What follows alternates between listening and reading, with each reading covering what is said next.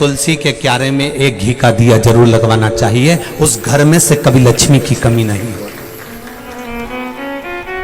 सूती के प्रति माता सती का प्रेम है उतना कि उतना प्रेम माता सती का बीरनी के प्रति भी।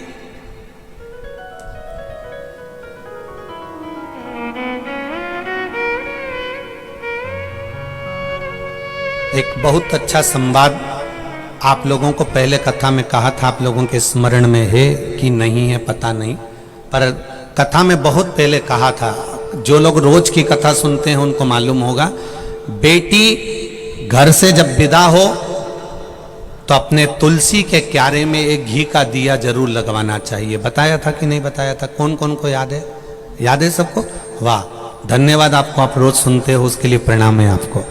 बेटी घर से विदा हो, उस बेटी से तुलसी के क्यारे में एक घी का दिया जरूर लगवाना चाहिए, और घर में बहू जब प्रवेश करे तो तुलसी के क्यारे में एक घी का दिया जरूर लगवाना चाहिए, उस घर में से कभी लक्ष्मी की कमी नहीं हो।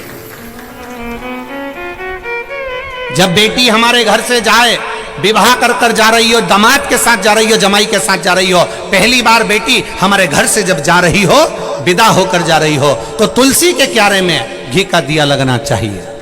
और आज के जमाने में गुरुजी तुम तो कहते हो कि तुलसी के क्यारे में घी का दिया लगवाओ, पर धर्मशाला से शादी करते हैं, गार्डन से करते हैं। अब मैं धर्मशाला में, शादी के गार्डन में तुलसी के क्यारे में दिया कैसे लगवाएं? अब आप बताओ, क्योंकि यहाँ तो स्कंद पुराण तो कहती है कि घर के तुलसी के क्यारे से, बेटी के हाथ से घी का दिया जलवाकर जब हम घर से बेटी को विदा करते हैं, तो हमारे घर की बेटी के पांव की लक्ष्मी हमारे घर में ही रहती है, वो जाती नहीं है।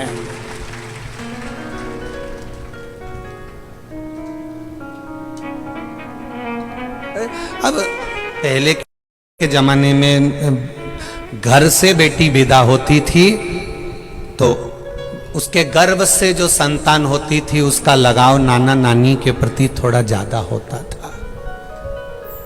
अब होटल से बेटी विदा होती है तो उसके गर्भ से जो संतान होती है उसका लगाव होटल से जरा ज्यादा होता है।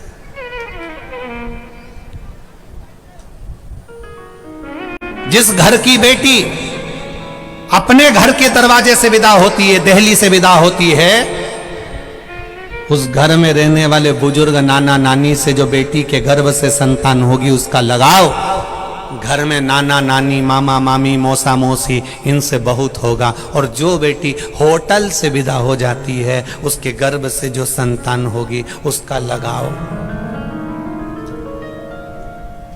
होटल के मैनेजर से और होटल से थोड़ा लगाव ज्यादा होगा। ये होता है। पहले बच्चे घर में जन्म लेते थे तो उनका प्रेम दादा दादी से होता था। पहले बच्चे नाना नानी के यहाँ पैदा होते थे तो नाना नानी से प्रेम ज्यादा होता था।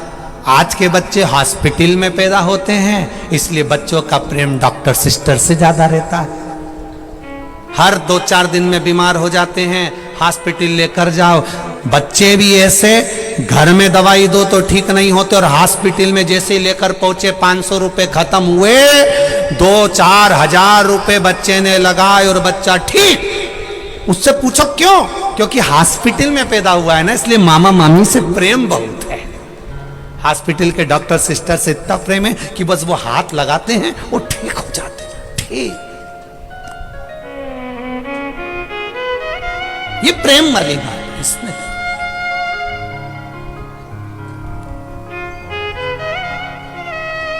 और हमने तो इस कथाओं में देखा है